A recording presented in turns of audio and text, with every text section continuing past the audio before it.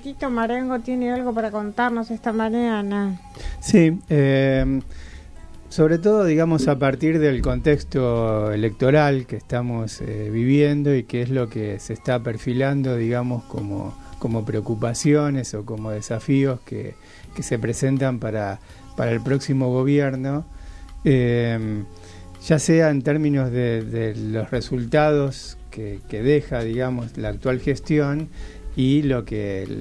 puede llegar a venir. El primer tema que siempre aparece, digamos, dentro de las discusiones en las que yo pude participar, en las que pude asistir, tiene que ver indudablemente con la parte de financiamiento. Es durante estos años, durante estos 4 años del gobierno de Cambiemos, con el presidente de Macri, se ha logrado, digamos, una disminución en el financiamiento de la educación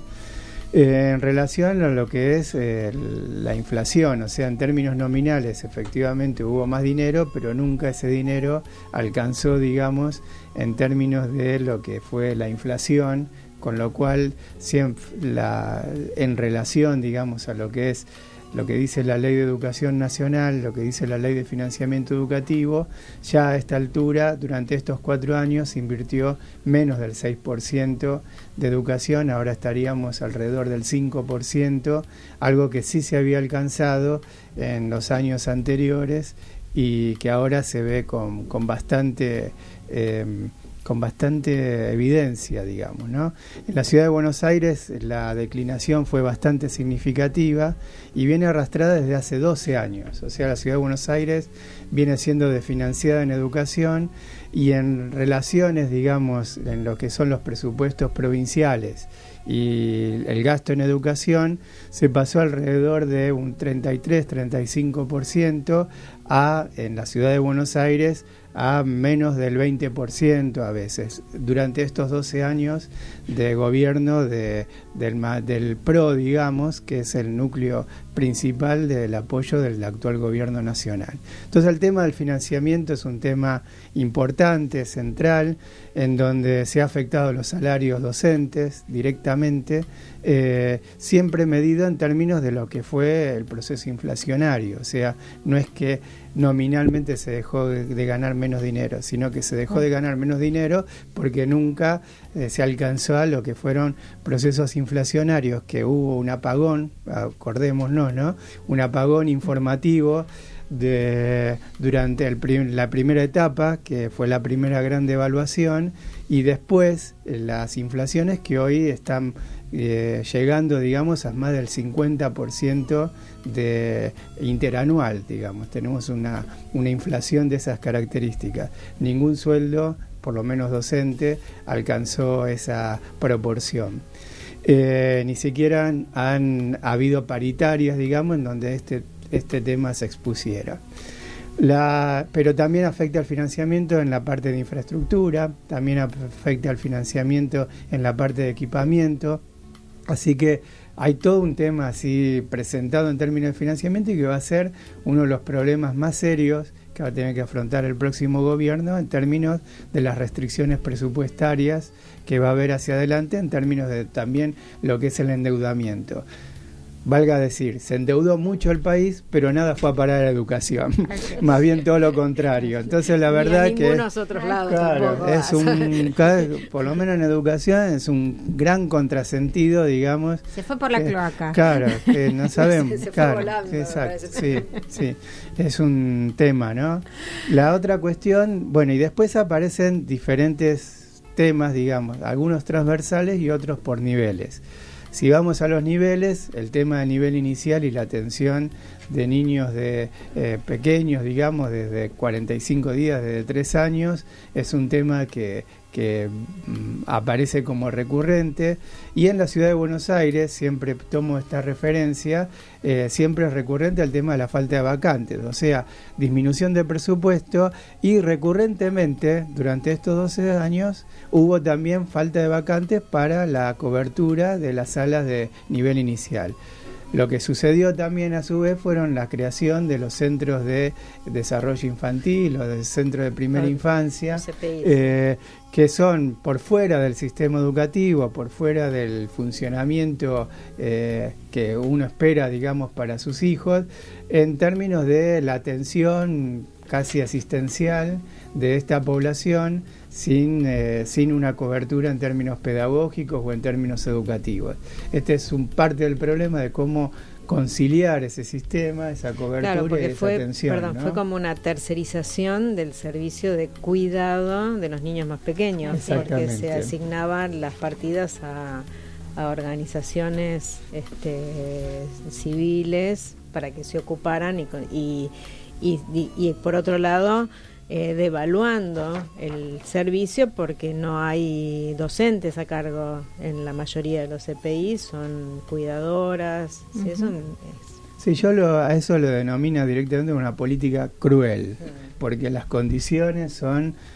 pésimas, digamos, para los sectores que más lo necesitan. Entonces ahí uno puede ver la crueldad de la política en ese punto, digamos, porque es indignante a veces las condiciones en que están estas atenciones que son necesarias y que realmente han habilitado, digamos, toda una serie de coberturas que realmente no se condicen con las necesidades que tiene esa población.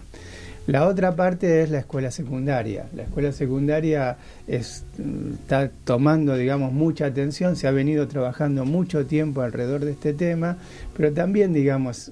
hay cuestiones que tienen que ver en parte con el financiamiento y en parte con las reformas estructurales que por ahí se requieren hacer, pero que en el marco de la desconfianza hacia los planteos que hacen los docentes, muchas veces, en muchas ocasiones legítimos en términos de la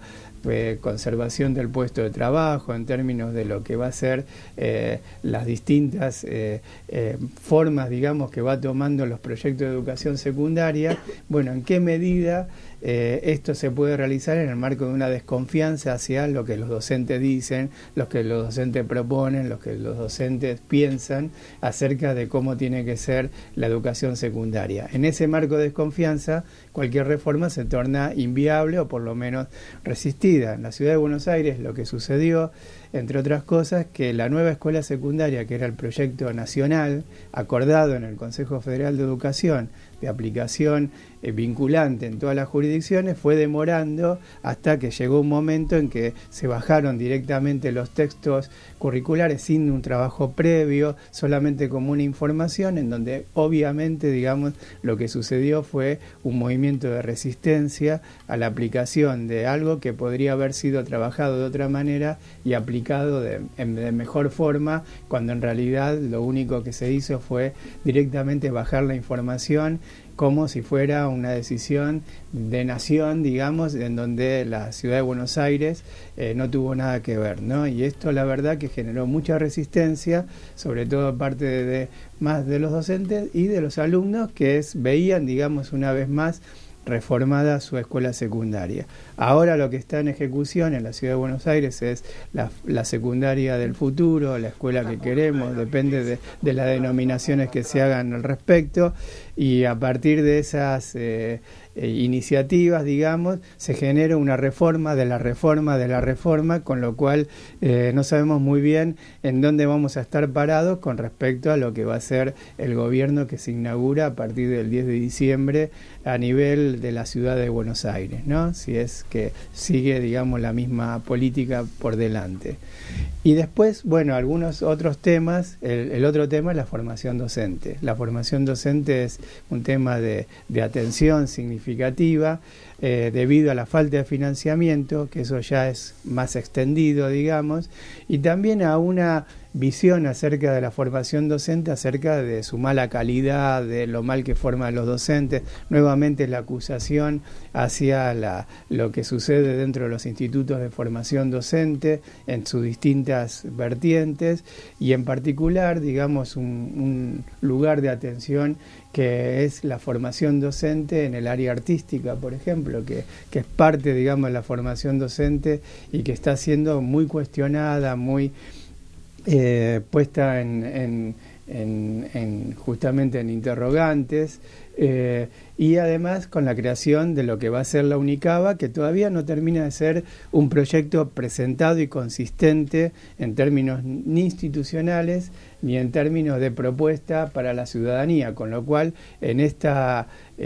propuesta electoral sería bueno, digamos, que el gobierno de la ciudad, o por lo menos quienes compiten con el gobierno de la ciudad, se expresen alrededor de cuál es la propuesta que por lo menos el oficialismo, debido a que esta fue una iniciativa del actual gobierno, piensa hacer con la Unicaba, a qué se va a dedicar, qué es lo que va a hacer, porque esto aparece, digamos, como una gran ausencia dentro del discurso oficial, digamos, en este momento. A su vez, temas transversales. Básicamente la desigualdad. La verdad que la desigualdad pasa a ser en términos de lo que es la cobertura, en términos de cómo se distribuye la educación, cómo se distribuye en términos de una educación de calidad. Recién hablábamos de condiciones, sobre todo condiciones que tienen que ver con la infraestructura, con el trabajo docente. Todo esto hace, digamos, a que el sistema educativo hoy presenta un panorama muy desigual a nivel nacional. Volvemos a encontrarnos algo así, con algo muy parecido a lo que fue el término del menemismo, con un sistema muy fragmentado, con mucha desigualdad, con muchas con pocas posibilidades de hacer comparaciones entre jurisdicciones e incluso dentro de las jurisdicciones entre distintos sectores, porque la desigualdad se fue acrecentando y en ese acrecentamiento se fue disgregando, se fue segmentando cada vez más el sistema y generando circuitos en donde terminaron perjudicados los sectores que más requieren y más necesitan la educación. La educación en los últimos operativos de Aprender, Aprender es el operativo de evaluación que se hicieron, aparece por primera vez en los operativos de evaluación muy despegada lo que es el rendimiento de la educación privada de la educación pública estatal, y la verdad que eso constituye un claro indicador de desigualdad, porque esa educación privada está concentrada en la ciudad de Buenos Aires básicamente y en los sectores que pueden poder contribuir, solventar esa educación, con lo cual la desigualdad se incrementa, digamos, en términos de los factores socioeconómicos que pueden aportar las familias. Y finalmente, digamos, como otro tema más de otro orden, aparece el tema de los propios contenidos del sistema educativo, contenidos que están que no se ajustan, digamos, una vez más se vuelve a poner en cuestión su ajuste, digamos, a la realidad nacional, al desarrollo del país, a los aspectos más ligados a la soberanía y a los aspectos de la formación de una ciudadanía crítica que pueda de alguna manera participar dentro de las relaciones sociales y políticas de la sociedad y que permita, digamos, tener un grado, digamos, de ciudadanía más informada y más cercana, digamos, a los problemas comunitarios, nacionales o locales. Este es, digamos, el panorama que se presenta, digamos, de nuevos desafíos hacia el nuevo periodo. Vamos a ver cómo se van a ir gestionando estas iniciativas, cuáles van a ser las propuestas en concreto, pero estos aparecen como los temas centrales que hoy por hoy parecen ser que son los más evidentes, digamos, y que son unos cuantos, la verdad que son bastantes. Por suerte tenemos conciencia de cuáles son, ¿no? Quizás algunos están quedando afuera, seguramente, pero a partir de eso tenemos, el diagnóstico ya está. Esto quiere decir, de lo que se trata ahora es ver de qué manera se llevan adelante las políticas.